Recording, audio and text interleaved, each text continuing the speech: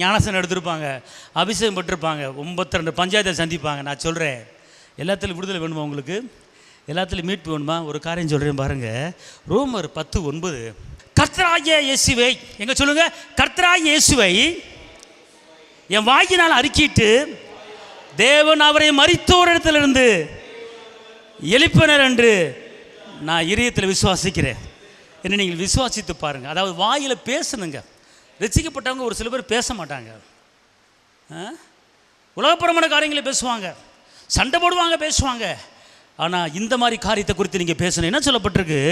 கர்த்தராகிய இயேசுவே உன் வாயினால் அறிக்கையிடு, உன் வாயினால் அறிக்கையிடு. அவர் மரித்தோரிலிருந்து எழுப்பினார், அவர் ஜீவிக்கிறவர், என்னோடு இருக்கிறார், எனக்கு பாவ மன்னிப்பு கொடுத்துருக்கிறார், என்னோடு இருக்கிறார், அப்படி என்று நீங்கள் வாயில் சொல்லி அறிக்கை. அதான் வசனம் சொல்லுது, எபிரேயர் 10:23 நாம் நம்முடைய நம்பிக்கையை அறிக்கையிடுவதில் அசைவில்லாமல் உறுதியாக இருக்க கடவோம், வாக்குத்தத்தம் பண்ணியவர் உண்மையுள்ளார இருக்கிறாரே. ஹல்லேலூயா.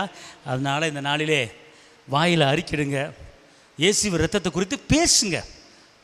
எல்லாம் சொல்லுங்கள், நான் இயேசுவின் இரத்தத்தாலே நீதிமானாய் மாறி இருக்கிறேன், நான் இயேசுவின் இரத்தத்தாலே நான் மீட்படைஞ்சிருக்கிறேன். ஹல்லேலூயா, ஹல்லேலூயா. அப்படி சொல்லி பாருங்கள், கர்த்தர் உங்களுக்கு ஒரு பெரிய மாற்றத்தை செய்வார். ஹல்லேலூயா.